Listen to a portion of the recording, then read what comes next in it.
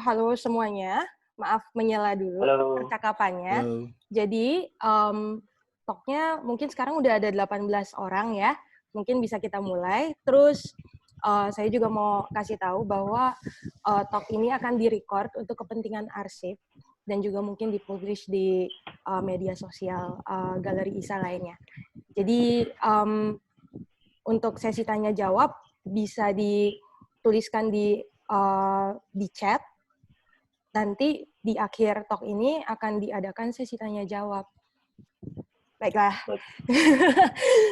Selamat berbincang. Sembari nanti Baik. pelan-pelan akan juga saya tambahkan audiens-audiens lainnya, sembari yang lain mulai registrasi juga.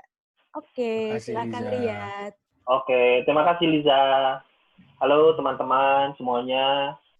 Ibu Deborah, selamat siang menuju selamat sore. Maaf. Ada Pak Harsono, selamat sore Pak. Ada Angga Weda Suara, ada Anggu Eko Sutrisno, dan para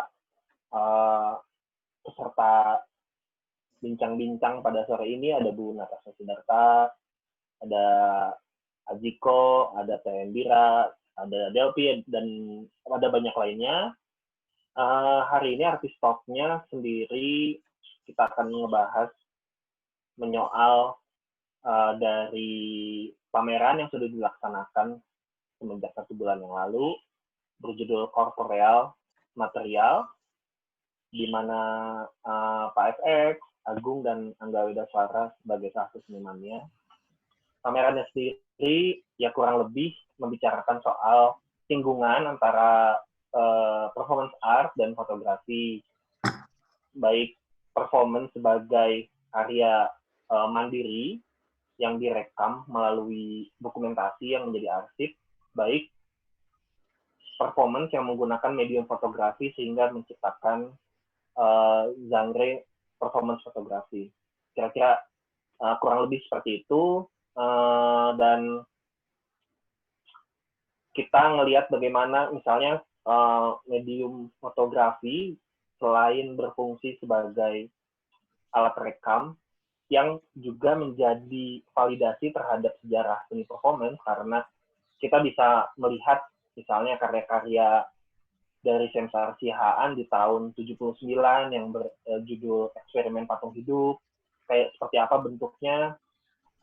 Tapi juga misalnya karena fotografi, kita masih meraba-raba bagaimana misalnya bentuknya yang tadi kita sempat obrolin, performance-nya Pak Satyagraha di GSRB yang kedua, ataupun performance-nya Hari Sulistiarto yang memanjat planetarium dari Taman Ismail Marzuki, yang kita sendiri masih belum tahu generasi di saat performance itu berlangsung sebagai sebuah peristiwa di tahun performance itu diadakan.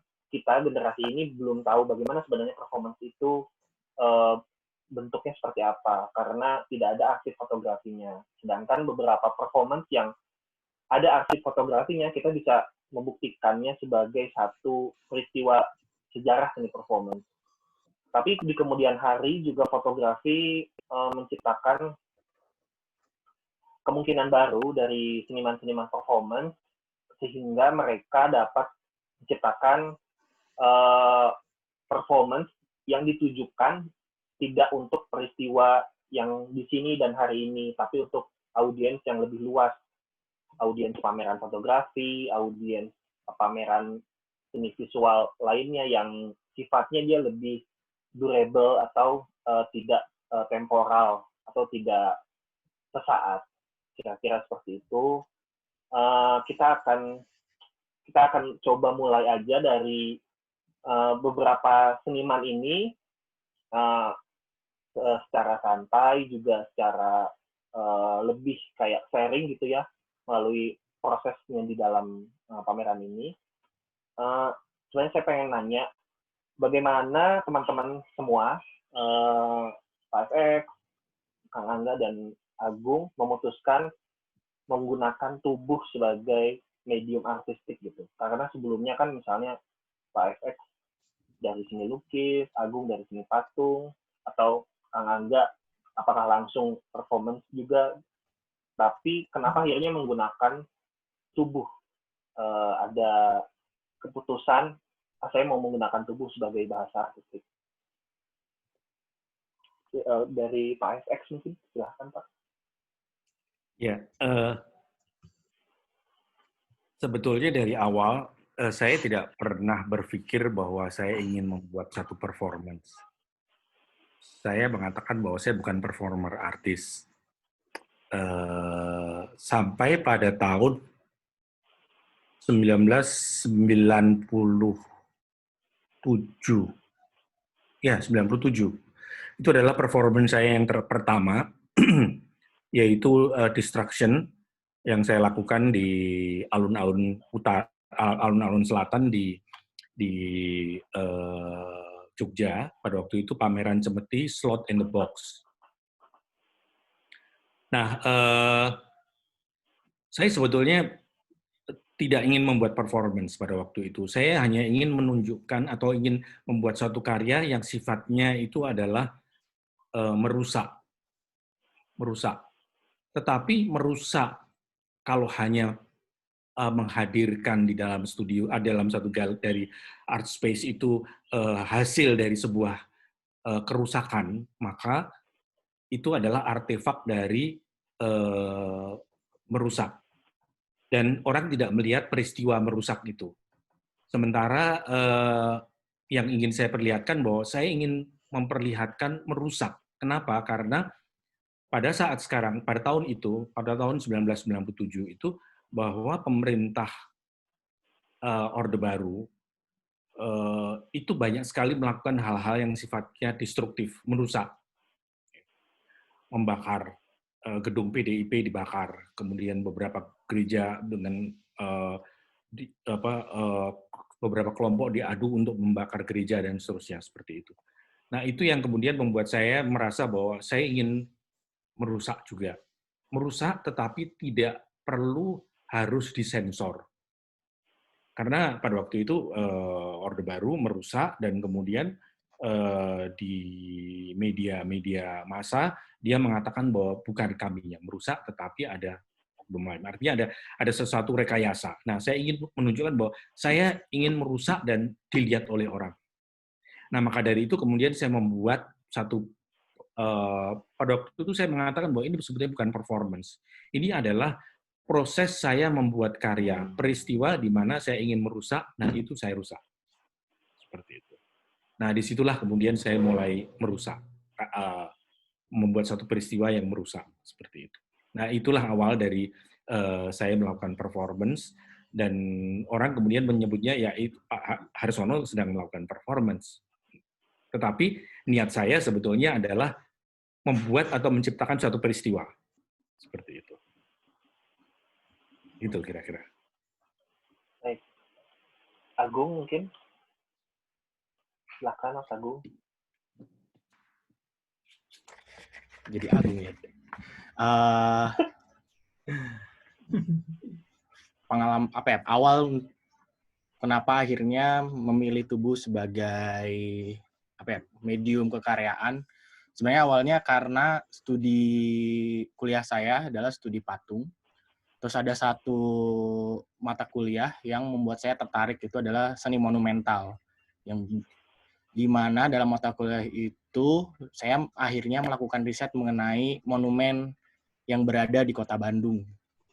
Terus saat saya melakukan riset, saya memiliki ingatan personal saat ayah saya mengajak saya waktu kecil untuk datang ke tempat-tempat yang bersifat monumen, museum, ataupun ya satunya adalah Monumen Juang dan lain-lain.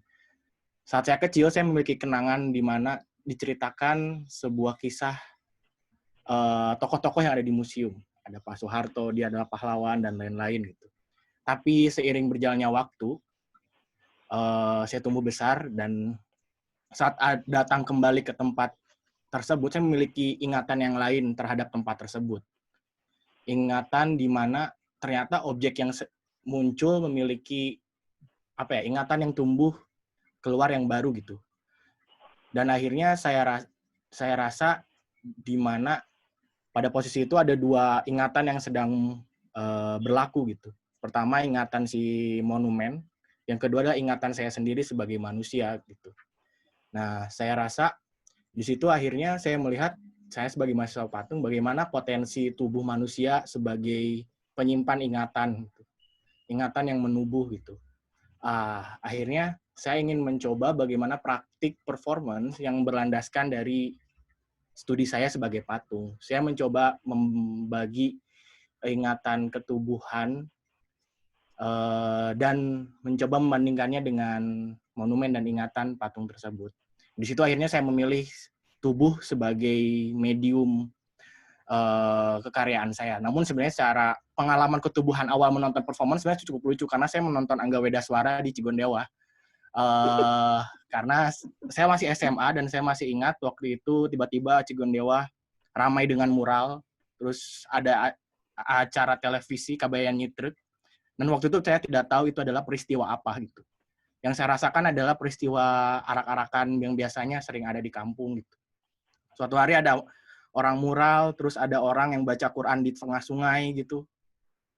Terus juga ada orang yang tiba-tiba sepak bola dengan banyak warga. Terus ada satu orang yang menaiki kerbau dan membawa arak-arakan satu topeng gitu. Yang akhirnya saat saya kuliah seni rupa, saya mengenal dia adalah satu seniman besar gitu. Patisna Sanjaya. Oh, ini seni performance gitu. Oh, ini ternyata seni performance ya. Dan akhirnya saling kayak punya keterkaitan di mana pengalaman menonton, pengalaman personal diajak melihat monumen dan akhirnya studi patung. Terus saya memilih akhirnya tubuh kayaknya bisa jadi sangat fleksibel untuk menjadi untuk saya pakai secara konsep dan metode kekaryaan kali ya. Namun sebenarnya secara kekaryaan saya biasanya juga tidak melabeli performance artis ya. Kadang juga saya bisa loncat dari itu gitu secara keluaran kekaryaan. Namun sebenarnya basicnya tetap dari performance art sebagai basic melihat kekaryaan. Gitu Mas Yad. Menarik ya. Karena Pak Efek tadi mengatakan bahwa pada mulanya intensinya bukan menciptakan performance, tapi membuat sebuah proses peristiwa pembakaran bukan di studio, tapi di umum, karena merespon bagaimana juga situasi-situasi sosial Indonesia yang membakar juga. Atau Agung yang justru tidak mengerti kalau apa yang dilihatnya ketika SMA di masa itu adalah sebuah performance, tapi dia, ini sebuah peristiwa. Kita akan lihat ke subjek yang ditonton sama Eko ya. Kita akan tanya, Angga Wedaswara, kenapa sih Bung Angga ini akhirnya Kiai Angga, kenapa ingin menggunakan tubuh sebagai bahasa artistik atau ingin menggunakan peristiwa, tidak menggunakan medium lainnya yang lebih, misalnya sifatnya bisa lebih lama durasinya. Kenapa ingin menggunakan medium yang sifatnya peristiwa seperti performance? Karena saya nggak bisa ngegambar sih sebenarnya ya. bukan itu. Saya mencoba saya lebih suka menyebutnya bukan menggunakan medium tubuh, tapi saya lebih suka menyebutnya performance art itu seperti adalah menciptakan peristiwa gitu. Nah, tahun 98 saya kelas 1 SMA, waktu itu saya bergabung di sebuah kelompok teater 98 sampai 2001. Saya bergabung di sebuah kelompok teater. Nah, berangkat dari situ sebetulnya pergulatan saya terhadap kesenian.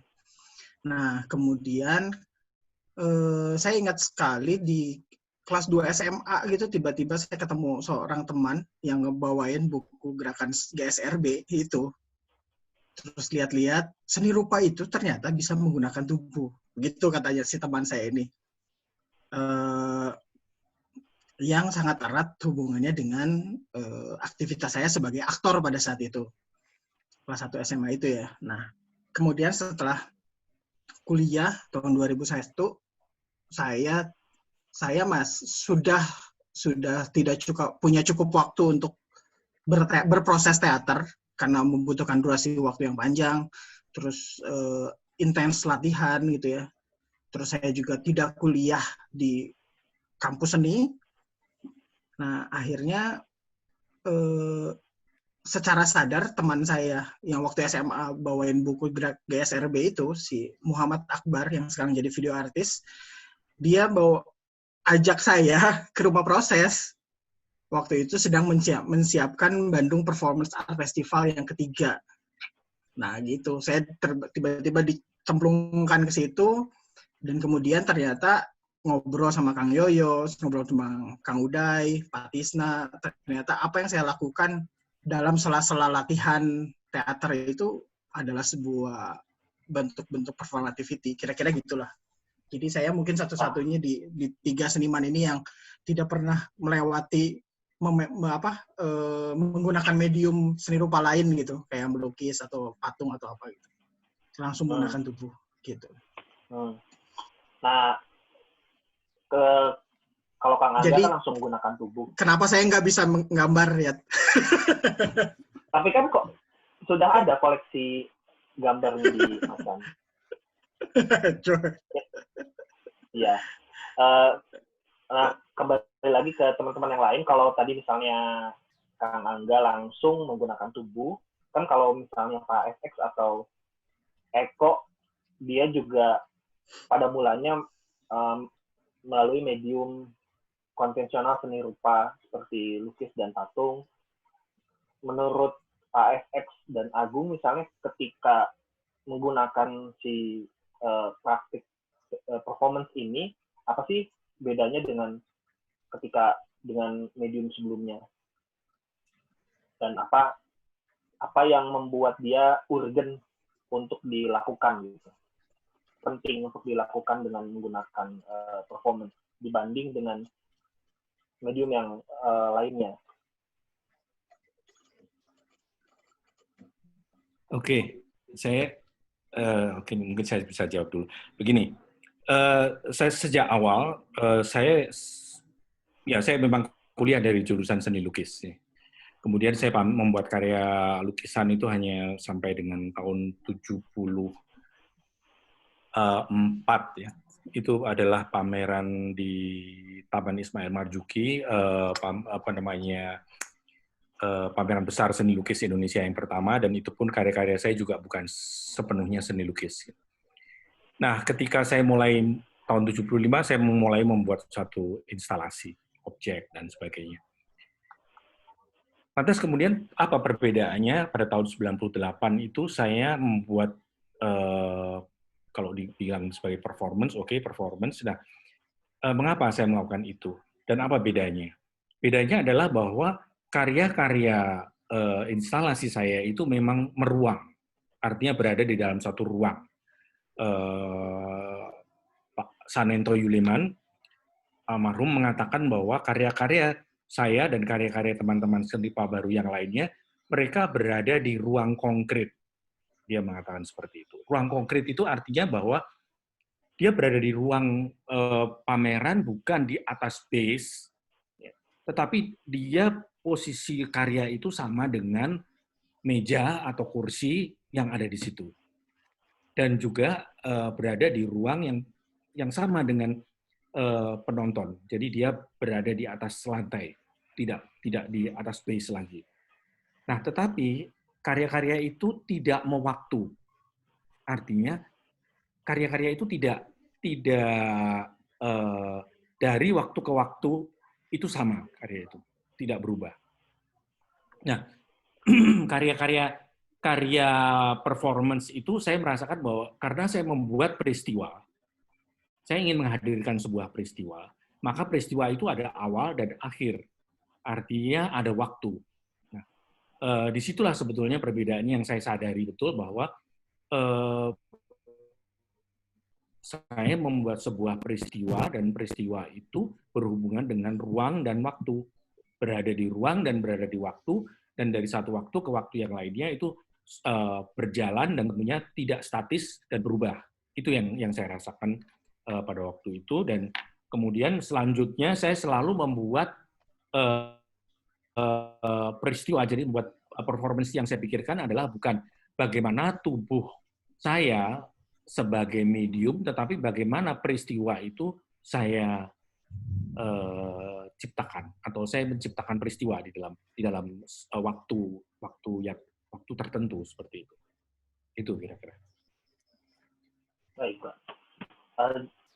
Untuk Eko, bagaimana Ya. tuh kenapa state tubuh dan peristiwa itu penting dilakukan di proses kekaryaan Eko? Iya. Ya terutama karena ya balik lagi karena basicku adalah dari patung ya teman-teman. Terus ada hal di mana pada satu sisi saya melihat hal saat si ingatan atau sejarah itu diabadikan menjadi satu benda, bagaimana menegasi benda tersebut gitu. Mengabadikan itu sudah politis gitu. Bagaimana menegasi tersebut. Nah, saya rasa saya temukan di performance gitu. Bagaimana peristiwanya bisa diinterupsi, terus juga bisa terjadi ada kesalahan dalam peristiwanya. Terus juga dia berkaitan dengan waktu, dia punya durasi yang terbatas gitu. Nah, saat seperti itu, saya rasa ini ada berhubungan dengan apa yang saya ingin capai secara artistik gitu. Bagaimana saya tidak setuju dengan ingatan yang diabadikan secara lama, tapi dia itu ingatan tuh bagi aku, dia selalu bisa dinegasi dan dibandingkan dengan ingatan-ingatan lainnya. Nah, saya rasa dengan si performance, secara bentuk dan metode itu bisa memunculkan itu gitu, memunculkan bagaimana si pertunjukannya tiba-tiba ada interupsi, terus juga bisa dibandingkan gitu. Terus ya terutama tentang ada ketertarikanku juga tentang bagaimana si performance itu punya sisi menunjukkan sisi manusia di mana dia tuh dari kekurangan si manusia bisa menunjukkan bagaimana itu bisa jadi keunggulannya sendiri secara praktik kekaryaan ya. Gitu Mas Yad. Baik. Menarik ya, karena tadi aku menyebutkan bagaimana dia berefleksi terhadap medium patung yang digelutinya sebagai medium yang tidak bisa diinterupsi ya. Tapi kalau performance itu sebagai sebuah peristiwa yang bisa kontingen gitu, yang bisa hadir berbagai macam gangguan dan juga sebagai yang tidak sempurna itu ya dari tubuh manusia dibanding dengan patung yang monumental dan abadi. Kita akan langsung ngelihat bagaimana misalnya teman-teman di pameran ini kan ada semacam proses pergeseran ya dari medium fotografi yang tadinya adalah alat rekam dokumentasi apapun, termasuk salah satunya adalah peristiwa performance, dan pada akhirnya beberapa teman-teman Eko maupun Kang Angga juga memanfaatkan medium fotografi sebagai karya performance fotografi. Nah, bagaimana teman-teman menanggapi eksperimen atau tindak lanjut dari kecenderungan dari kedua hal ini, ada fotografi dan seni performance? Teman-teman bagaimana memanfaatkan keduanya? Ya, siapa nih? Silakan. Eko dulu ya. Atau juga misalnya. Eko dulu jawab. Iya, silakan. Ya, kalau dari aku sih sebenarnya, ya memang kalau dari jejaknya memang awalnya si kamera dipakai hanya untuk mendokumentasikan performance art yang berlangsung gitu, tanpa menjadi bagian dalam pertunjukannya. Lalu mungkin sejak ya bagaimana memanfaatkan teknologi menjadi bagian ya. Terus kalau dalam praktikku, akhirnya aku melihat tubuh bukan sebagai tubuh yang mutlak gitu. Tubuh sebagai terms konseptual body gitu. Dia bisa dilihat sebagai tubuh personal ataupun tubuh yang lain. Akhirnya saya melihat si kamera adalah bagian yang bisa saya pakai, terutama dalam apa yang sedang saya lakukan secara research gitu, tentang ingatan, monumen, dan peristiwa gitu. Lalu ada yang berbeda saat saya melakukan praktik performance langsung dengan performance di depan kamera, di mana kameranya menjadi bagian. Bagaimana saya melihat jika langsung bagaimana si audiens, ya saya melakukan pertunjukan dengan durasi yang tertentu, ya disitulah diselesaikan juga si apa yang saya sampaikan. Tapi saat saya melakukannya dengan kamera, saya melihat si kamera ini bisa menjadi bagian yang penting, terutama dalam konsep saya untuk ada apa itu mengabadikan. Karena terutama dalam karya yang sedang dipamerkan, si Harimau yang Menatap Matahari Tenggelam ini, di mana saya mencoba yang tadinya melihat tubuh hanya sebagai pertunjukan yang langsung dan dengan gagasan counter monumen, membandingkan ingatannya langsung, saya mencoba nyari value lain dengan metode merekam gitu, mengabadikan si bagian part-part si peristiwanya. Ya saya rasa dengan adanya kamera saya bisa memainkan si keunggulan kamera, yaitu mengabadikan satu momen gitu. Yang itu yang saya pakai untuk mengabadikan bagian-bagian mana dalam performance saya yang saya reka di depan kamera. Mungkin seperti itu. Baik. Ya. Silakan. Kalau saya sih kalau saya ditanya soal tadi itu ya, pergeseran medium dari performance live ke fotografi misalnya. Kalau saya kesadaran saya ketika melakukan karya performance itu kesadaran menciptakan peristiwa. Nah, saya serahkan bagaimana cara mendokumentasikannya itu ke si fotografer sebetulnya. Sehingga ketika si karyanya kemudian menjadi karya foto gitu, nah saya punya ruang yang lebih leluasa untuk apa ya, mendekonstruksi lagi gitu si cara presentasi si karya fotonya ini. Itulah kenapa ada salah satu karya foto saya itu yang saya pasang bertumpuk gitu ya, yang dipamerkan di pameran ini, yang dipasang bertumpuk gitu antara satu foto dengan foto lain gitu. Jadi kayak ada satu ingatan yang mencoba menutupi ingatan lain gitu. Boleh. Nah, ini bisa dilihat gitu. Nah, di si karya ini itu adalah ada 5 foto peristiwa perekaman karya performance saya. Kemudian saling coba ditutupi gitu. Ditutupi dengan peristiwa lain. Itu mirip seperti kerja dokumentator sebetulnya kalau saya lihat. Kayak tidak seutuhnya kamera bisa merekam peristiwa performance itu gitu. Karena saya sangat percaya karena performance itu peristiwa, justru kehadirannya secara langsung yang dirasain. Kira-kira gitu sih. Sehingga ini bukan pergeseran medium, tapi memang merubah medium gitu. Kira-kira gitulah. Gitu. Bahkan ketika saya mencetak si karya foto ini misalnya, kenapa tidak di kertas foto misalnya, saya lebih memilih untuk mencetaknya di kertas raster terus di blok di atas papan MDF gitu, terus dibikin seperti poster propaganda gitu. Nah, ada pertimbangan itu yang saya bikin gitu. Karena dia menjadi satu karya lain gitu sih, bukan menggeser medium gitu. Karena saya sangat percaya performance live itu tidak bisa digantikan dengan performance dengan dokumentasinya gitu sih kira-kira. Mas Riyad. Baik. Pak Efek silakan.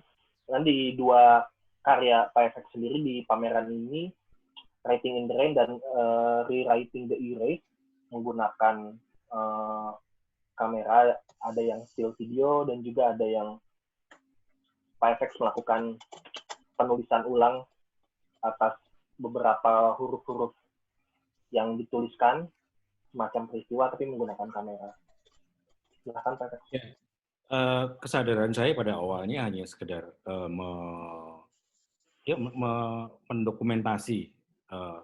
mendokumentasi satu performance yang saya lakukan. Tetapi kemudian saya sadar bahwa ini berhubungan dengan reproduksi. Nah, reproduksi itu sebetulnya terkait juga dengan waktu.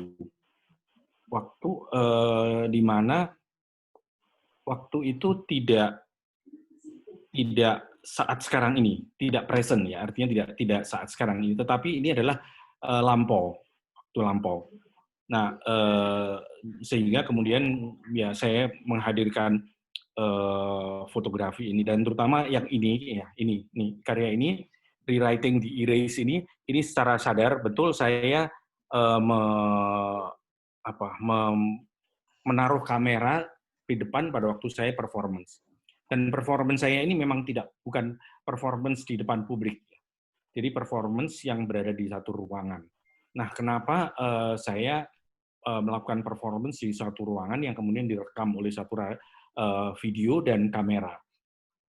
Karena saya ingin berbicara bahwa ini adalah sebetulnya saya membicarakan sebuah sejarah yang berhubungan dengan diri saya pada masa lalu.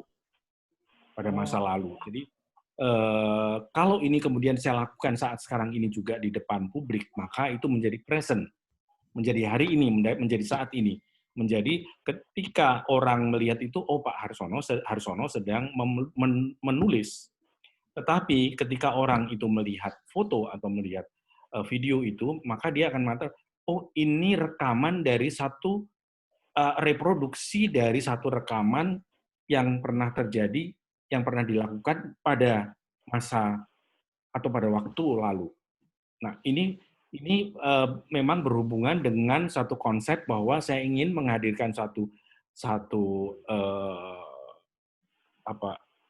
kesadaran tentang sejarah saya, sejarah masa lalu saya, di mana saya sebagai orang Indonesia keturunan Cina yang pernah punya nama Cina, yang kemudian itu tidak bisa lagi saya hadirkan pada saat sekarang ini. Nah, sehingga kemudian saya mencoba untuk menghadirkan masa lalu itu di dalam peristiwa, di dalam rekaman, atau dengan melalui sebuah reproduksi dari sebuah rekaman yang saya buat beberapa waktu yang lalu. Tetapi kalau itu saya lakukan sekarang ini, maka itu menjadi present. Dan inilah sebetulnya sejarah yang berhubungan dengan waktu lampau yang ingin saya hadirkan, maka dari itu saya membuat video dan fotografi. Baik. Menarik sekali sebenarnya dari yang dikatakan Pak Har, karena memang fotografi sendiri sifatnya dia mengabadikan yang telah berlalu, dan Pak FX mengatakan bahwa jika dilakukan pada hari ini, itu bukan lagi sesuatu yang hadir dari masa lalu. Semacam ada singgungan yang sangat erat antara niat Pak FX dan juga kemediuman yang dipilihnya. Langsung sekaligus juga dari Pak FX saya ingin bertanya gitu, berpantulan dengan persoalan bagaimana sejarah Pak FX sebagai warga etnis Tionghoa yang berganti namanya, yang dahulu bernama Tionghoa lalu berganti nama.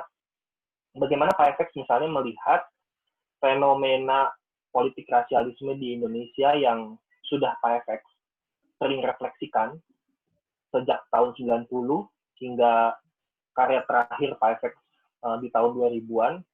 Bagaimana Pak FX melihat fenomena praktik rasialisme tersebut di Indonesia dalam tahun-tahun terakhir ini? Ya, sejak Gus Dur menjadi presiden, itu memang terjadi suatu perubahan besar. Di mana sebelumnya pada masa Orde Baru, itu pembatasan, pelarangan terhadap orang-orang Indonesia keturunan Tionghoa ini banyak dilakukan. Nah, ketika Gus Dur menjadi presiden, maka larangan-larangan itu kemudian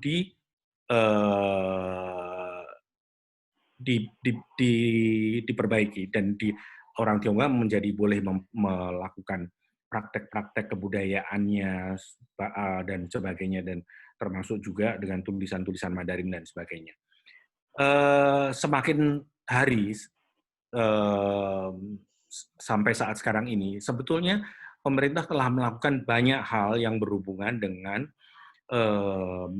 memberikan kesamaan atau tidak lagi melakukan diskriminasi terhadap orang-orang Indonesia keturunan Tionghoa, misalnya di dalam membuat paspor dan sebagainya. surat kelahiran dan seterusnya. Nah, ini sebetulnya sebuah kemajuan yang luar biasa menurut saya dari segi politik gitu.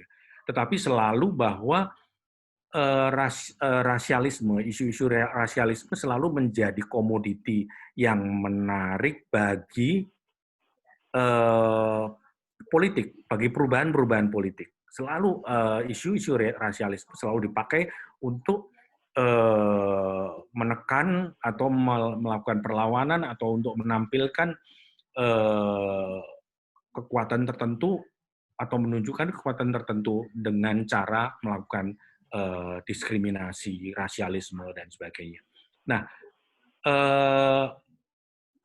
harapan saya bahwa tentunya ini bisa segera diatasi, artinya ada satu kesadaran dari masyarakat bahwa ini adalah tidak benar. Dan saya juga sudah melihat bahwa banyak sekali masyarakat yang menyadari bahwa ini tidak benar, tetapi itu pun tetap dipakai.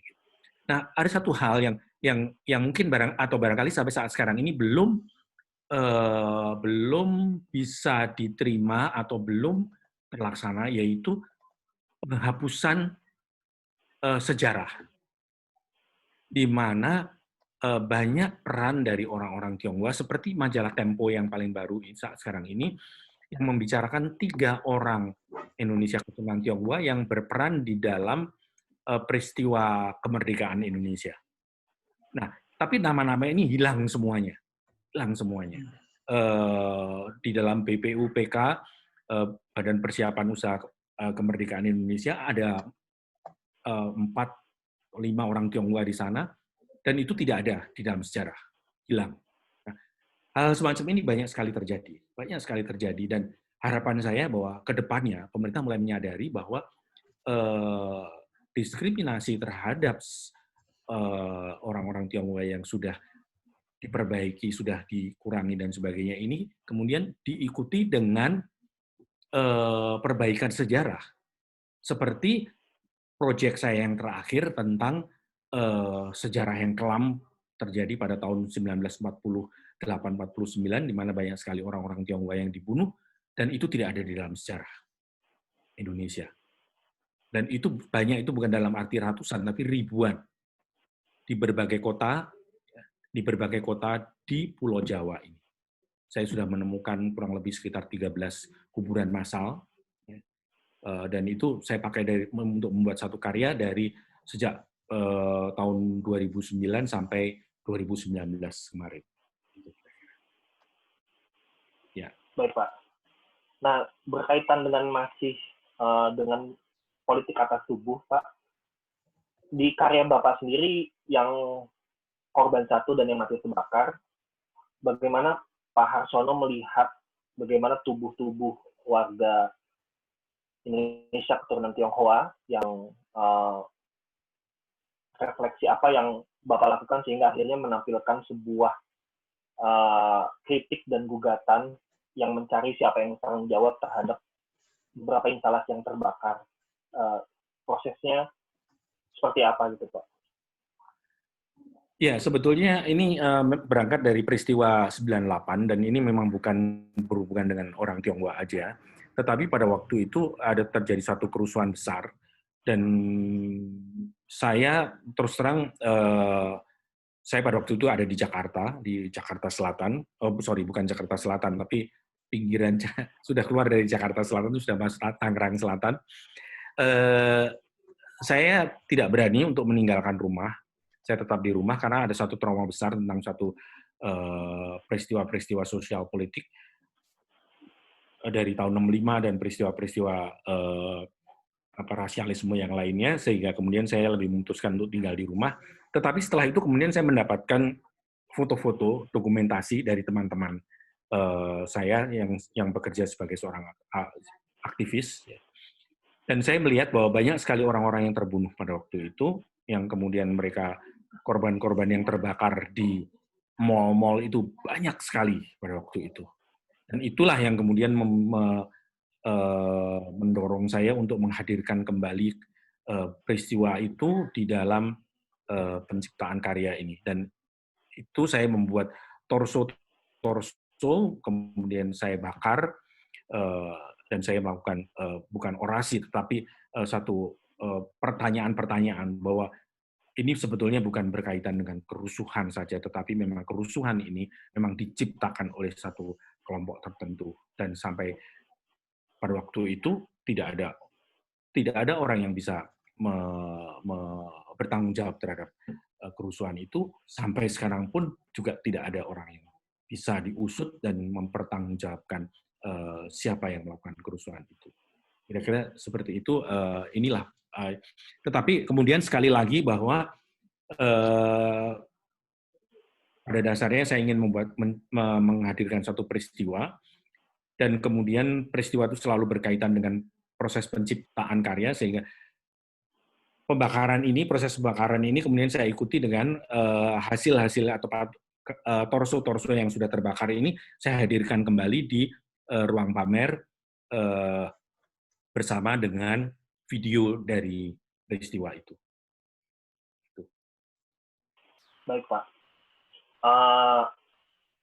Kepada Kang Angga, sebenarnya saya ingin bertanya menyoal tadi soal performativitas dari warga ya, bagaimana Pak FX sudah menyatakan bahwa memang kekerasan itu dia tidak sifatnya insidental, tapi konstruksi sebuah kepentingan yang akhirnya warga sipil lah yang menjadi korban.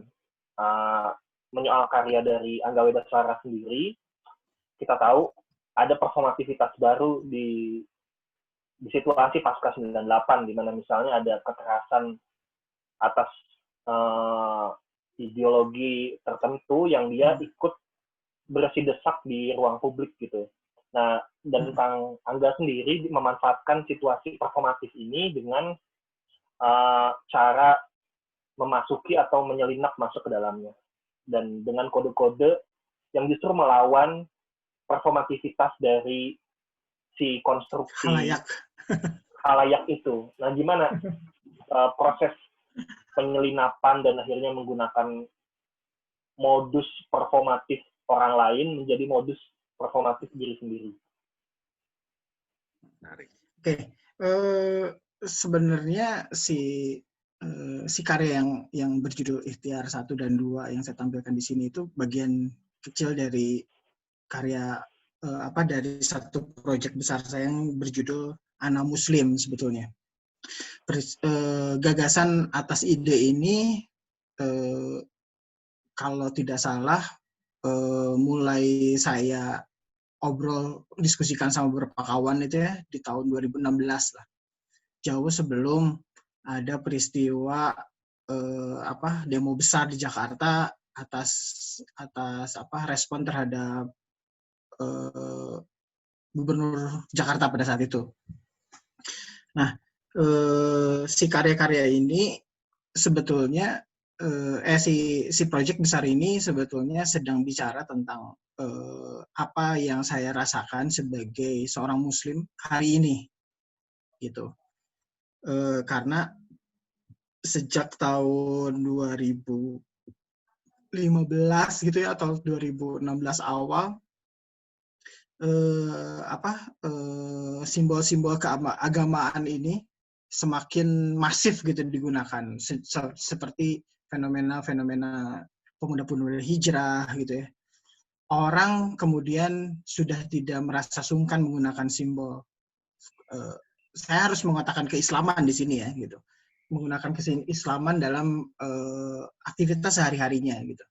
Nah, justru hal ini lah yang memicu sebetulnya perdebatan di masyarakat.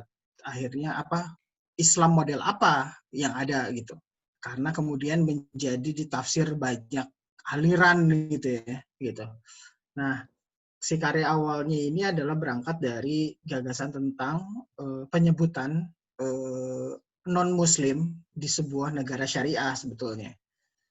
Nah, saya membalikannya, nge-reverse si gagasan itu gitu menjadi bagaimana penyebutan seorang Muslim di negara non-syariah gitu. Di dalam negara syariah itu ada istilahnya yang disebut dengan Muslim zimmi, kafir zimmi. Jadi orang non-Muslim yang berdamai dengan sistem syariah mau tinggal di negara berhukum syariah gitu, dan negara harus melindunginya. Negara syariah harus melindunginya si warga non-muslim ini. Nah, begitupun sebaliknya ketika seorang muslim tinggal di negara non-syariah, pasti ada kewajiban-kewajiban itu. Nah, saya membuat sebuah bendera. Gagasannya tuh sebelumnya sebelum masuk ke ruang publik di demo besar 212 itu, gagasan si karyanya itu adalah bendera seperti benderanya tuh tipografinya mirip bendera Islamic State, ISIS.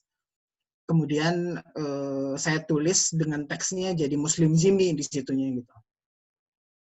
Nah, ketika peristiwa mulai demo besar-besaran di Jakarta berlangsung, kayak nampaknya akan menarik jika saya membawa statement saya sebagai pernyataan saya kemusliman saya gitu ke ruang publik gitu. Ruang publiknya yaitu si demo 212 itu. Dan karena tipografinya menyerupai dengan bendera ISIS, sehingga sempat terjadi beberapa intrik gitulah di sana. Saya sempat didatengin. Ini yang ditampilkan yang ditampilkan sama Liza ini konstruksi selanjutnya dari project Ana Muslim ini yang saya presentasikan di University of Melbourne akhir tahun kemarin gitu. Nah, si karya ini terus berlanjut karena sebenarnya mirip seperti karya Pak Harsono adalah bicarakan tentang identitas saya sebagai Muslim gitu. Gitu. Nah, ketika ditampilkan di ruang publik pun saya yakin akan intensinya berbeda ketika dibawakan di demo besar yang ngomongin tentang demo membela Islam gitu, terus dibawakan di sebuah ruangan lain gitu. Karena ketika si karya ini akan dipresentasikan di University of Melbourne juga cukup rame sebelumnya tuh di Facebooknya itu gitu, katanya mereka mau bawa banyak orang gitu yang menduga si panitia akan membawa teroris ke negaranya gitu, karena mereka melihat saya membawa bendera mirip seperti bendera ISIS gitu. Dan ketika saya melakukan performance di karya di situ juga ketegangannya beda gitu, karena semua orang waktu itu persis beberapa hari sebelumnya itu beberapa minggu sebelumnya itu ada peristiwa pembakaran bendera yang disinyalir sebagai bendera HTI lah ya gitu. Nah, jadi panitia panas di peristiwa 212 itu, reuni akbar 212 itu sangat ketat gitu melihat tipografi bendera gitu. Dan ketika saya mempresentasikan karya itu, saya hanya berlaku seperti demonstran lainnya sebetulnya. Saya hanya merentangkan bendera ke atas, saya tidak melakukan aktivitas lain selain itu gitu. Tapi kemudian didatangin dan ditanya-tanya, ini benderanya mirip bendera organisasi terlarang gitu. Ada intensi itulah. Itu mengapa kemudian si karyanya itu menjadi sangat beda ketika kemudian saya presentasikan di dalam karena kebetulan si proyek besar ini jadi pameran tunggal kedua saya di Rubanah. Nah, ketika di Rubanah juga saya bikin aksi yang sama, intensinya berbeda dengan yang terjadi di peristiwa sesungguhnya gitu. Gitulah kira-kira ya. Sekaligus ya, menarik ya sebenarnya bagaimana modus meminjam performativitas dengan tipografi kemudian digunakan sebagai kepentingan untuk melawan si massa itu sendiri secara diam-diam. Sebenarnya menyoal tadi ya, bagaimana karya tersebut yang Ikhtiar 1 dan 2 itu ada di ruang publik yang majemuk, yang plural. Apa bedanya ketika akhirnya dia ditampilkan, diperformkan, tipografi itu diletakkan di ruang seni, gitu, di Rumbana atau di University of Melbourne. Bagaimana halayak itu merespon, dan bagaimana juga si performance itu merespon halayak yang di dua medan berbeda ini.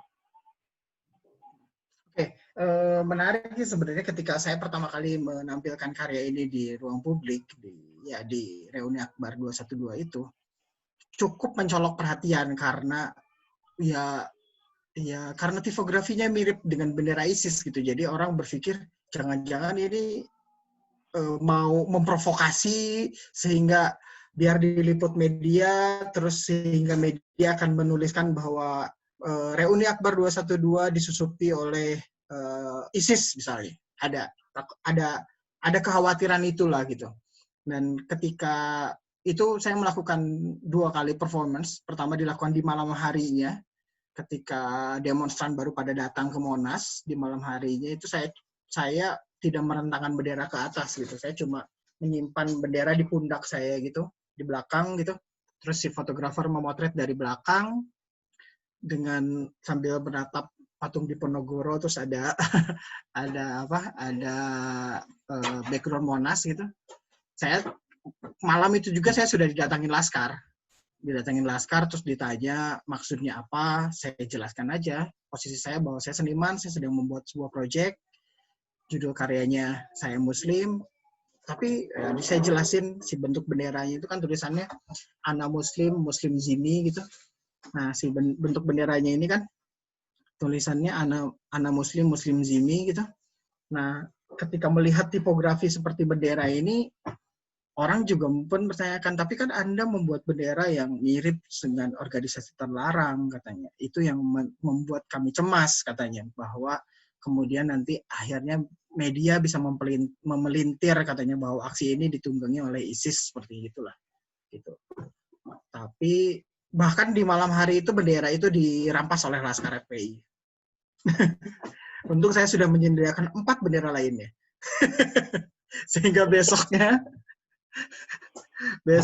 pagi hari ketika si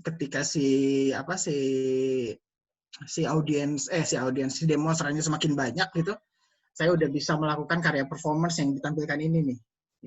Nah, si karya yang kedua yang menjadi karya ikhtiar nomor 2 ini sebenarnya ini tumpukan dari beberapa peristiwa di siang hari dan di malam hari.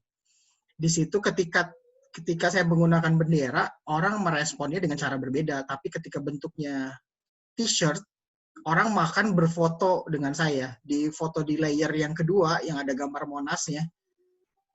Di layer kedua dari bawah. Layer kedua dari bawah tuh yang ada gambar Monasnya kan itu kan. Nah, itu bahkan saya berfoto bersama-sama dengan Laskar FPI gitu. Mereka suka dengan tulisan Muslim Jimmy itu sebenarnya. Tapi ketika ada teks Ana Muslim di atasnya, terus bentuknya bendera, nah itu kayaknya menjadi persoalan gitu. Karena bentuknya bendera itu kayaknya ngasih intensi khusus ya gitu. Dibanding dengan medium t-shirt gitu. Nah, kesadaran itu sebetulnya yang kemudian saya temukan di situ gitu. Oh, ternyata ketika bahasa mediumnya berbeda juga orang nangkepnya jadi beda gitu ya gitu. Padahal di siang harinya saya bisa jalan-jalan foto-foto bahkan sama mereka gitu dengan t-shirt itu. Gitulah kita kira ya. Oke. Ini menarik dari Pak FX maupun Angga, berarti peristiwa performance itu dia tidak datang dari ruang kosong, dia hadir dari sebuah keniscayaan adanya publik yang tidak netral atau publik yang politis. Kita bisa lihat juga misalnya di karya Agung Eko Sutrisno, gimana sih Eko sampai bisa menemukan gagasan sehingga menempatkan tubuhnya di tengah-tengah ruang urban atau suburban Kota Bandung yang dekat areal pegunungan dan dengan menggunakan ini ikon juga ya. Kalau tadi Angga ikonnya itu tipografi organisasi ISIS, kalau Eko juga memanfaatkan ikon macan Siliwangi yang dia gunakan di tengah-tengah areal lalu lintas suburban Bandung. Ini gimana? Eko sebagai orang yang mendatangi ruang asing itu dan memanfaatkan mitos itu. Ya, pertama sebenarnya proyek ini berawal dari keikutsertaan saya dalam program KKN lampau gitu. Terus selama 3 bulan di sana. Dan apa yang saya lakukan pada saat itu adalah mencoba mendata apa saja kesenian tradisi yang ada di kawasan Citatah. Ini berada di Citatah di Padalarang. Saat saya catat, ternyata kesenian itu hanya tinggal kurang lebih 10 kalau tidak salah yang saya catat. Semuanya seni tradisi dan semuanya punya representasi logo dan bayangan dia mencitrakan paguyubannya adalah maung gitu. Macan yang berdekatan dengan Siliwangi gitu. Lalu apa hubungannya dengan si project ini?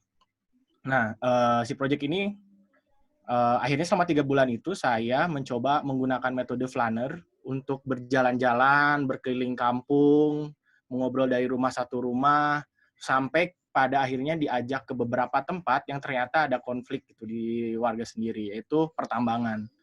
Di mana penuturan warga sebelumnya daerah tersebut adalah sawah, warga yang biasanya berkebun, memiliki ladang, memiliki kebun-kebun pisang, jambu, dan lain-lain. Lalu tiba-tiba setelah adanya industri tambang, berubah secara kebiasaan. Mereka yang tadinya berkebun, menanam padi, tiba-tiba bekerja menjadi pekerja tambang. Dan ada juga yang memiliki tambang beberapa. Lalu dalam apa yang saya lakukan adalah saya ingin tahu bagaimana apa sih yang terjadi saat sebuah tempat itu hilang, berubah menjadi tempat baru dengan situasi yang baru, apa yang berubah secara tubuh dan lingkungannya gitu. Salah satunya tadi yang saya sebutkan, bagaimana kesenian yang awalnya bisa dilakukan karena situasinya memang mengakomodir itu, seperti Serentahun dan lain-lain gitu. Terus ada di Padalarang itu ada yang spesifik, misalnya arak-arakan kostum gitu, semuanya membuat kostum naga-nagaan ataupun singa-singaan yang jalan-jalan di jalan yang ada di foto ini sampai ke atas gitu. Lalu ternyata perubahan landscape yang tadinya sawah ke industri bukan hanya merusak si ekosistem ekologinya, tapi juga menghilangkan aspek-aspek seni tradisi yang ada gitu. Dalam proyek ini, selama 3 bulan ini, saya ingin mencoba praktik monumen dalam versi performance. Saya bilang praktik saya living sculpture. Bagaimana saya mencoba mengumpulkan tanda-tanda atau simbol-simbol yang biasanya dipakai secara kostum. Itu ada di foto-foto sebenarnya. Jadi warga saat saya tanya ada fotonya, oh saya paguruan silat saya tuh ini kostumnya ini, ada gambar macan, terus ada rumbai-rumbai lah bahasa Sundanya, kain panjang, terus ada yang dipotong seperti kulit kayak gitu itu, dan semuanya berwarna merah gitu. Nah, lalu dalam proyek ini akhirnya saya punya ada cerita yang saya temukan bagaimana bagi mereka seni tradisi pada saat itu adalah dia selalu berdekatan dengan lingkungannya. Dia di mana misalnya Serentahun diadakan, dia pasti ada hal-hal yang juga ingin merawat si lingkungannya gitu. Tapi saat itu berubah karena lingkungannya sudah hancur, bagaimana merawat si lingkungannya gitu. Dan mungkin bisa jadi pengingat si seni tradisi yang sudah hilang ini, bagaimana pernah ada suatu masa di mana si masyarakat ini selaras dengan si lingkungannya. Terus sebenarnya proyek panjang, saya tertarik dengan gagasan masa lalu, masa kini, dan masa depan gitu. Di mana dalam proyek ini saya mencoba menginterupsi lokasi-lokasi yang sebenarnya ditahan oleh beberapa pemilik tambang yang saya masuki living sculpture, di mana saya jalan dari tempat-tempat tersebut, dimulai dari bawah yang paling tengah, lalu ke bukit-bukit, dan sampai ke atas yang ada saya berdiri di matahari tenggelam. Saya mencoba pada hari itu dengan durasi 6 jam, saya mencoba memaksakan diri memasuki kawasan-kawasan yang dijaga dan awalnya adalah lahan warga, terus berubah menjadi tambang dan masih saat ini masih berjalan. Saya masuk ke sana mencoba mengabadikan dalam hal seperti seniman patung membuat monumen gitu, mengabadikan memori yang lama di tempat yang sudah tidak ada. Untuk ngasih interupsi dulu tuh pernah ada ingatan yang lama kalau si kota ini, si daerah ini pernah ada. Sebenarnya si proyek ini berawal dari ketertarikan saya terhadap sebuah film Ghibli. Judul filmnya Pompoko. Pompoko adalah sebuah film anime di mana makhluk-makhluk myth yang digusur dan menjaga kuil terakhirnya. Salah satu cara di tengah si komplek yang sudah terbangun, salah satu cara melawannya adalah dia bersatu untuk membuat visual ingatan di mana masa lalu si kotanya seperti apa gitu. Nah, saya rasa apa yang ingin saya capai dalam proyek ini, saya ingin membuat monumen di tempat-tempat yang hari ini sudah tidak ada gitu, yang sudah hancur dan membawa masa lalu ke masa kini untuk kayak menjadi pesan di masa depan. Makanya si proyeknya saya gunakan menjadi foto performance karena ada tendensi saya ingin mengabadikan si proyek ini menjadi sebuah proyek yang still, lalu mungkin bisa saya bawa ke tempat-tempat yang tidak hanya di tempat tersebut gitu. Seperti itu. Dan ya tadi macan, maung, dan lain-lain itu berdekatan dengan si site-nya, bagaimana site itu ya berada di kawasan Sunda, dan akhirnya saya beri judul juga Harimau yang Menatap Matahari Tenggelam, juga ingin si patung ini juga ingin, si monumen ini juga ingin merefleksikan bagaimana apa sih yang akan terjadi di waktu yang akan datang, seperti itu. Baik, terima kasih. Sekarang kepada teman-teman para partisipan yang ingin bertanya, saya persilahkan tinggal di chat aja, nanti di-unmute oleh Liza. Dipersilakan.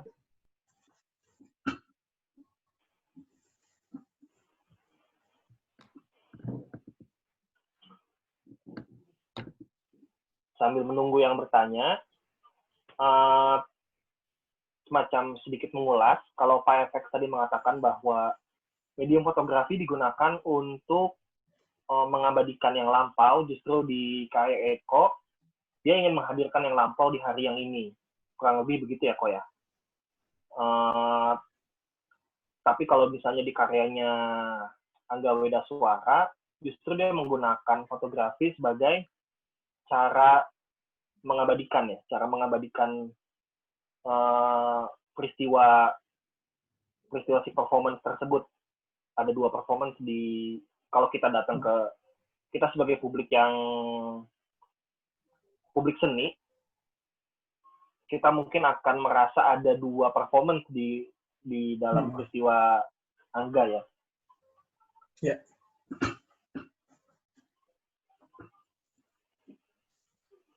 Ada yang punya pertanyaan?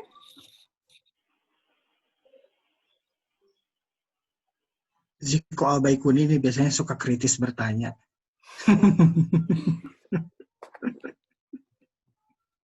Ada Mbak Endira juga, biasanya kritis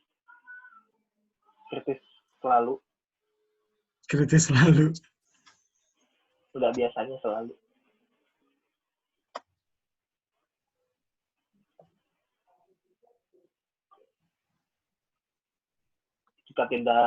Jika masih menunggu, kita lihat misalnya di karyanya Eko yang datang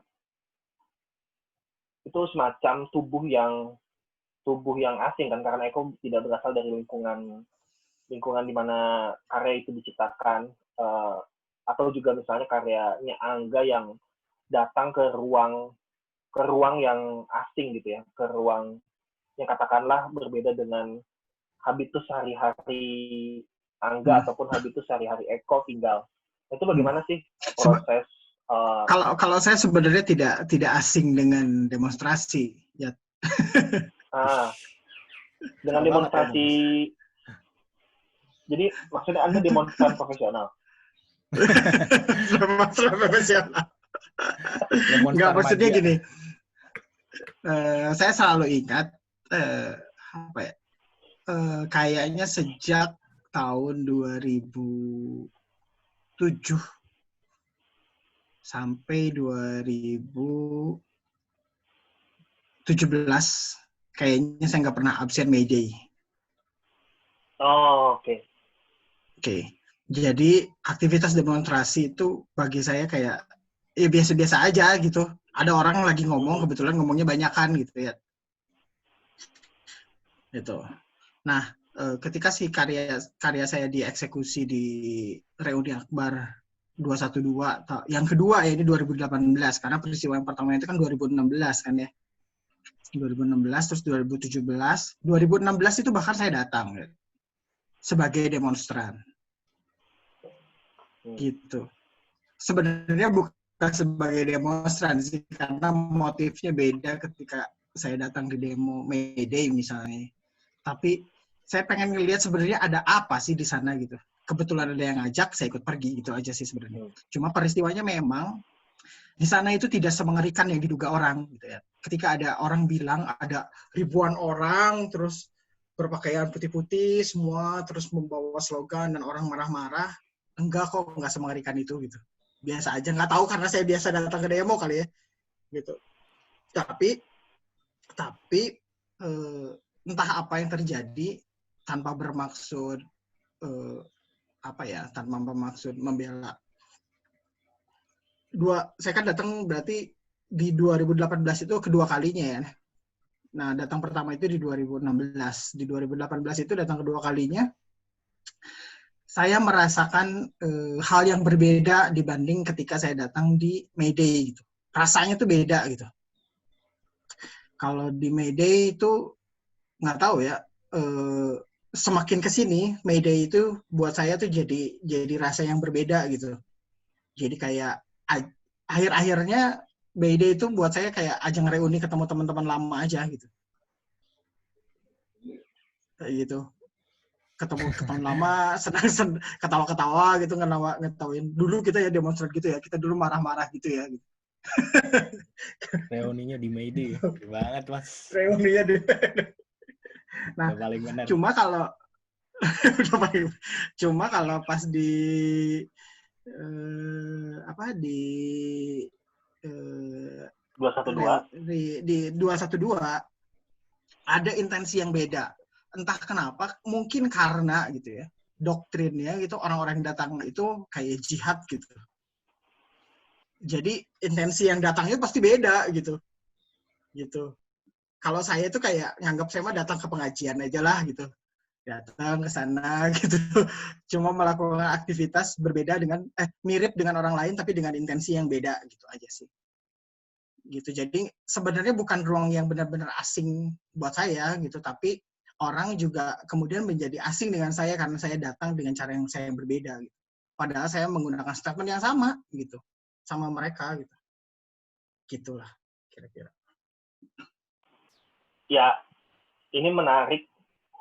Eko mau ini dulu, jawab dulu bagaimana mendatangi cara seniman mendatangi lokasi yang berbeda dengan lingkungan sehari-harinya dan menjadikan itu sebagai apa ya, diambil gitu, dicangkok ke dalam praktik berkaryanya sendiri. Gimana prosesnya? Ya, sebenarnya jadi layernya jadi banyak ya, karena tetap pengen bagaimana caranya tidak terkesan mengambil dan hilang gitu misalnya, secara praktikal gitu. Terus juga karena si project ini ya tadi saya ceritakan bahwa ini berawal dari KKN yang setahun sebelumnya, terus setahun kemudian saya datang kembali karena memang sering jalan-jalan ke daerah tersebut karena kebetulan dekat dengan rumah saudara di kawasan tersebut. Akhirnya ada hal-hal dalam praktik datang dan meminjam ini yang saya kira saya temukan gitu, di mana saya tetap memposisikan saya sebagai orang luar, orang luar dan tidak bisa seorganik menceritakan si peristiwanya seperti orang yang ada di dalam gitu. Saya sebagai orang luar yang melihat bagaimana si peristiwa penggusuran lahan dan berubahnya landscape secara orang luar. Nah, maka dari itu saya dalam posisi ini adalah posisi saya merasa saya seperti seniman patung yang mendapatkan proyek dari si pemerintah, si masyarakat sana, karena pada saat saya bertemu ada beberapa obrolan di mana orang saya tuh nggak bisa masuk ke sana tuh sebagai warga, pengen tahu gitu di atas itu tuh yang dekat beko teh atau dekat apa teh ada apa gitu. Makanya si performance yang saya buat adalah menerobos si ruangnya seakan dengan mencoba mengabadikan dan saya melihatkan gitu. Nah, di itu teh kayak gini dengan dengan citraan yang lama gitu. Maksudnya citraan yang lama yang saya buat saat ini sebagai kostum, sebagai di luar saya gitu, bukan saya sendiri gitu. Yang saya pinjam dari si masyarakatnya sebagai representasi. Yang saya wawancari pun sebenarnya seniman-seniman Singaan, terus juga silat dan lain-lain. Terus juga akhirnya pada saat itu saya ngerasa saya dalam proyek ini, makanya tadi saya bilang Living Sculpture, saya pengen nyobain proyeknya kayak memang saya seniman patung yang dikasih proyek gitu. Saya dikasih untuk menerobos dan membuat sebuah monumen di tempat yang sekarang berubah lah. Baik, terima kasih. Sepertinya kita sudah lebih 20 menit dari waktu yang sudah ditentukan, 1 jam. Pak Efek juga sepertinya sudah akan ada kegiatan lagi. Ya, ada komen ya dari Endira. Oh, ada? Ada komen. Ada pertanyaan tuh. Oh iya, bentar. Oke, ada pertanyaan dari Endira, nggak mau ngomong aja ini. Punten lewat chat nggak apa-apa ya. Ya, ini dibacain aja ya. Punten lewat chat nggak apa-apa, ribut di sini. Kalau melihat karya Pak Harsono, Mas Angga, dan Mas Eko, kaitan performan dengan aktivisme itu cukup kuat. Dan pengalaman ruang itu jadi hal yang sangat penting. Hari ini banyak dilangsungkan di jaringan internet dan punya nature yang berbeda, walaupun kopdar juga tetap jalan. Saya ingin tahu bagaimana para seniman ini melihat pergeseran ini. Apakah melihat peluang perkembangan karya dengan meluasnya media? Terima kasih. Monggo. Pak Har, mungkin Pak Har melihat bagaimana hari ini kita harus jadi serba online dan bagaimana aktivisme itu menemukan peluang perkembangannya. Aktivisme seni, maksud aktivisme seni. Ya, saya sendiri sebetulnya tidak banyak melakukan kegiatan yang berhubungan dengan online saat sekarang ini. Yang berhubungan dengan online, apa yang saya lakukan bukan berkaitan dengan performance, tetapi dengan penelitian. Saya sekarang sedang melakukan penelitian di Jawa Tengah, di Lasem, tetapi karena COVID, maka saya tidak bisa ke sana. Nah, supaya penelitian ini bisa berjalan, meskipun tidak lancar, dan menurut saya, bagi saya, bahwa penelitian lapangan itu menjadi sangat penting, tetapi karena ini tidak bisa berjalan, jadi kebetulan saya di sana punya teman yang saya meminta teman tersebut untuk membantu saya untuk melakukan penelitian, mengumpulkan arsip, mengumpulkan artefak, dan informasi. Hanya itu barangkali yang bisa saya share tentang bagaimana kondisi saat sekarang ini, di mana online menjadi sangat penting, yang berhubungan dengan penciptaan karya. Saya baru sampai di situ, meskipun saya sudah mulai berpikir tetap tentang misalnya bagaimana melakukan presentasi online, performance online, dan sebagainya, tapi belum terlaksana karena ada kesibukan yang lainnya. Itu. Belum sempat online ya Pak ya? Belum sempat berkarya online. Silakan Pak Agung nih yang sekarang sedang resmi menjadi seniman online di Jakarta Biennale. Seniman online. Ya, Sebenarnya karena pada saat membayangkan praktik performance, sebenarnya saya melihat bagaimana tubuh bukan sebagai tubuh yang polos gitu. Dia dikonstruksi sama akhirnya melihat bagaimana tubuh sebagai konseptual body. Akhirnya saat spektrumnya menjadi konseptual body, saya melihat keluarannya bisa jadi banyak gitu. Walaupun secara basic saya tetap mengatakan basic dari kekaryaan saya adalah performance art itu. Nah, lalu sebenarnya sudah lama sebelum pandemi muncul, memang ada ketertarikan dengan bagaimana yang menggunakan si internet untuk menjadi bagian bagaimana tubuh yang gara-gara menonton banyaknya TikTok, banyaknya video-video Instagram yang lebih performatif itu. Wah anjir, orang-orang nih keren banget ya bisa bergerak-gerak dengan layarnya yang beda-beda, dengan misalnya ini kelihatan nih rumahnya jelek, yang ini bagus, tapi dengan gerakan yang sama gitu. Wah anjir, ini gerakan yang sama tuh kayak menegasi ruang-ruang yang ini ya. Wah ada videonya lagi, malu.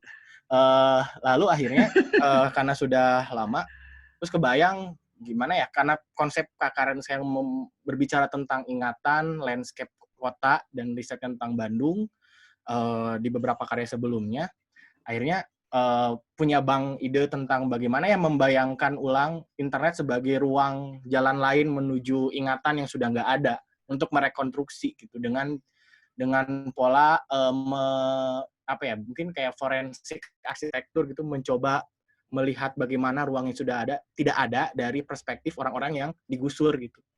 Nah, dalam proyeknya akhirnya saya membuat jadi presentasi ini ya, membuat karya basicnya performance. Saya ingin mencoba membagikan pengalaman ketubuhan si ruangnya bagaimana ke si audiens yang memang jaraknya tidak, orang-orang nggak bisa lagi mengakses si tempatnya karena sudah berubah menjadi Monumen Asia Afrika di Kiara Condong di Batu Nunggal. Dan akhirnya saya membuat satu proyek mengapropriasi agen wisata di Bandung, di tengah banyaknya agen wisata di Bandung. Mengapropriasi agen wisata dengan membuat agen wisata ingatan.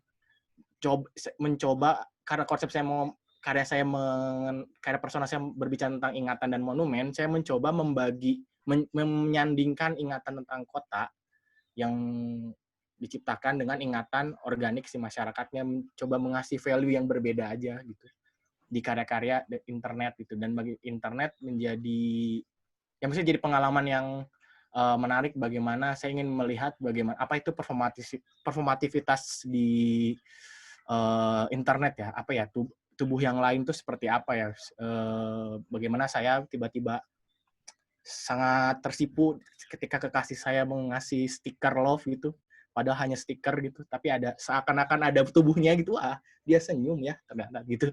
Tapi dari pengalaman-pengalaman itu saya punya ide-ide untuk kayak melihat bagaimana jangan-jangan si internet yang ada di depan saya ini tuh juga bisa ngasihin pengalaman-pengalaman ketubuhan yang ya berdekatan dengan si konsep saya tubuh sebagai, ya saya melihat tubuh sebagai konseptual body gitu. Iya.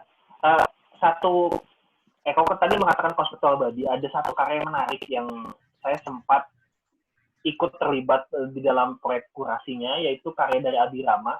Waktu itu Eko juga mungkin nonton ya di karya Body Out. Jadi karyanya itu, jadi ketika kan biasanya kalau di dalam satu festival performance itu nama dipanggil terus orangnya perform ya. Lalu ketika namanya dipanggil Abi Rama, lalu teman-teman yang datang itu semuanya menerima pesan masuk, dan mereka di pesan SMS itu mengatakan terima kasih telah menonton performance saya. Jadi Abi Ramanya sendiri tubuhnya tidak hadir, tapi peristiwa menonton, berkumpul, melingkar, menanti sebuah performance itu terjadi, tapi tubuh performernya tidak ada. Jadi dia semacam mengatakan bahwa tubuh itu juga ada di imajinasi penontonnya.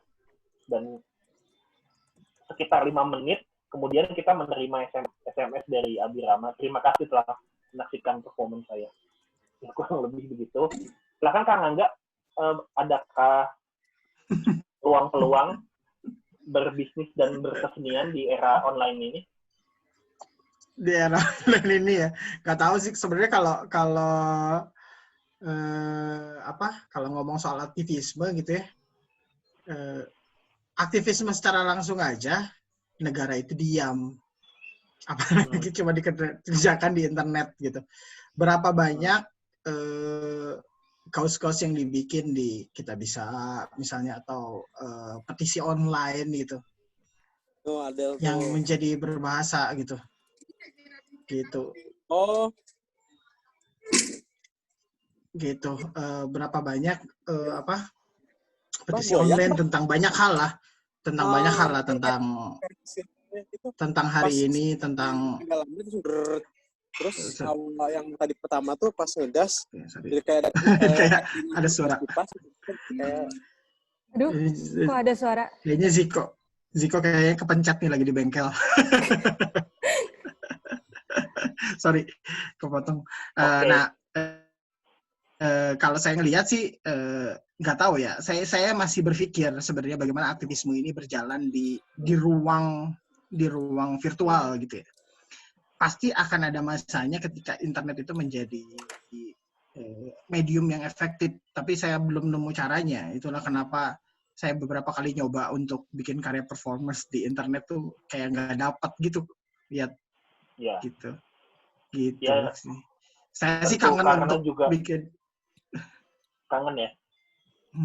Ya tapi di luar melankolia kita rindu akan pertemuan online. Misalnya juga offline. Ada satu offline, kita juga semacam harus memikirkan bagaimana misalnya Eko dan teman-teman lain yang masih bisa mengais rezeki melalui online, tapi juga kan ada orang-orang lain yang rentan gitu, tidak bisa memiliki kesempatan yang sama untuk mengakses arena ekonomi dengan dunia virtual. Maksudnya juga ada hal yang tidak setara gitu di dalam performa online kita hari ini. Tapi kurang lebih saya ingin coba ngelihat misalnya kalau tadi Pak Harsono menyatakan bahwa waktu adalah persoalan reproduksi, bagaimana Pak Har menaruh waktu yang telah lampau di karyanya, atau maupun Eko yang coba semacam mengambil waktu yang telah berlalu itu di waktu yang hari ini, atau bagaimana tentang seniman itu coba hadir di ruang-ruang yang politis, yang katakanlah kita anggap rentan, tapi justru Angga melihat ini sebagai sebuah kesempatan untuk menguji coba seniman juga adalah warga negara gitu, selain dia warga seni di prakteknya. Dan ketiga seniman ini juga melakukan semacam penggunaan kamera sehingga tubuh itu tidak lagi katakanlah sempurna, atau katakanlah tidak lagi menjadi medium yang paling utama, tapi dia dikonstruksi juga oleh kamera, sebagaimana tubuh kita juga dikonstruksi oleh kenyataan politis di sekitar kita. Akhirnya kamera tidak hanya sebagai alat di dalam praktik berkarya Pak Har, Kang Angga maupun Eko. Kurang lebih seperti itu. Mungkin Pak Har, Eko dan Kang Angga mau ada sedikit yang mau dikatakan sebelum kita menutup perjumpaan Artis Talk kita hari ini. Pak Har, tidak ada? Ya, saya sedikit aja, bahwa karena saya ingin menciptakan yang di dalam sebuah performance itu yang ingin saya ciptakan adalah peristiwa, maka video performance saya yang terakhir yang saya buat adalah saya bekerja sama dengan sebuah choir dari mahasiswa. Mereka menyanyikan sebuah lagu yang diciptakan oleh seorang pemusik atau musisi, dan kemudian gerak dari para anggota choir ini juga dirancang oleh seorang aktor yang mereka biasa membuat satu performance dan sebagainya. Judul dari ini adalah Litani. Ya, Litani yang kemudian itu saya rekam dalam satu video. Dan ini menjadi satu peristiwa di mana pernyataan atau duka atau rasa atau pemikiran dan sebagainya itu bisa dilakukan karena memang di dalam video ini adalah lirik-lirik dari lagu itu adalah sebetulnya adalah hanya nama saja, nama yang dinyanyikan. Jadi bukan satu lirik tertentu tapi nama dan kemudian tentang satu peristiwa yang terjadi di Indonesia pada tahun 1969. Itu aja. Baik, Pak. Itu sudah bisa diakses di mana, Pak ya? Apakah hanya terbatas di pameran tertentu, Pak? Memang belum saya ini kan di YouTube, memang belum. Jadi hanya di pameran aja. Nah, ini. Iya. Oh, iya. Iya. Oh, ini di Black Box Theater, Pak ya? Iya, di Black Box Theater seperti itu. Silahkan.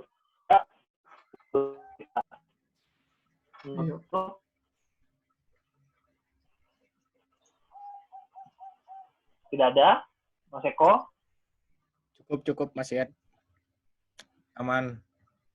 Cukup ya? Oke. Aman ya.